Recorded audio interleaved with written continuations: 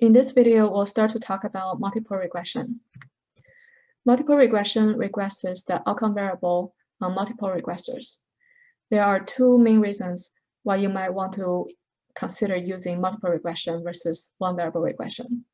The first reason is that you might want to include more regressors in order to explain more of the variation for your outcome variable y.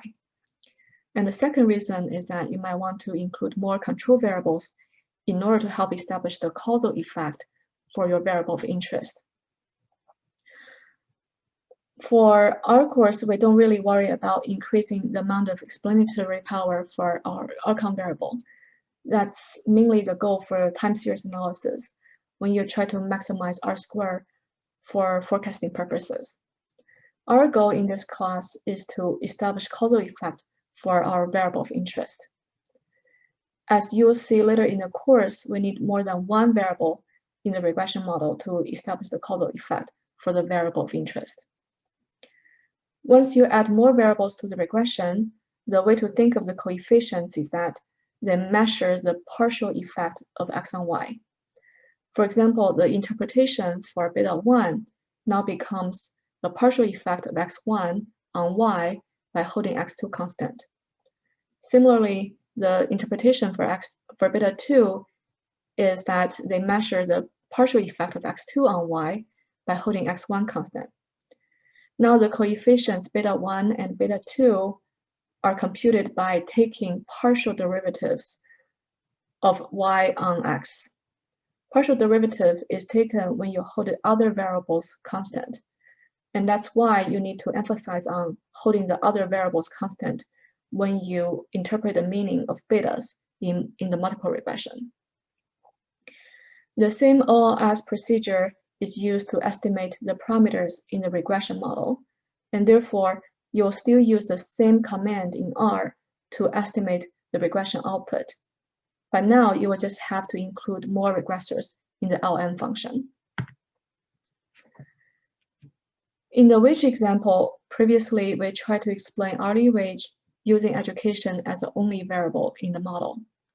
The output shows the estimate is 0.541, which means increasing 1 year of education on average will increase hourly wage by 54 cents.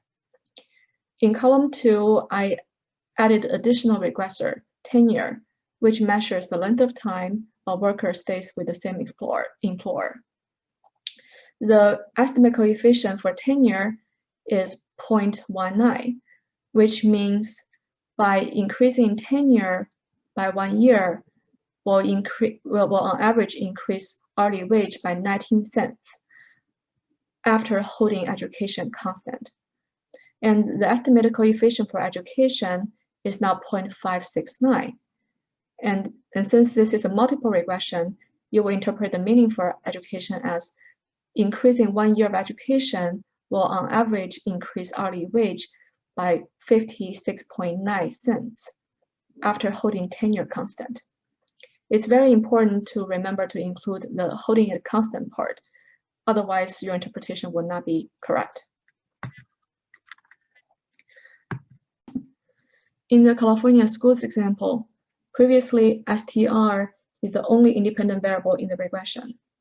The estimated beta 1 hat is negative 2.28, which means adding one more student to the class will on average decrease the test scores by 2.28 points.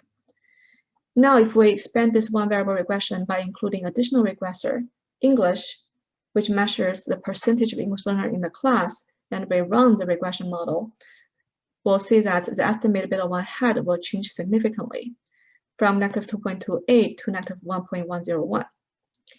Now, this interpretation for STR becomes adding one more student to the class will on average decrease test score by 1.1 points if we hold the percentage of English learner in the class constant. The estimated coefficient for percentage of English learner is negative 0.65. The meaning of this is that by increasing the percentage of English learner in the class by 1% will on average decrease test score by 0.65 points if we hold STR constant. It's very important that you don't forget to mention the holding it constant part when you interpret the meaning of the coefficient, because otherwise the interpretation will not be correct. Now let's pause this video to do in-class exercise problem number 1.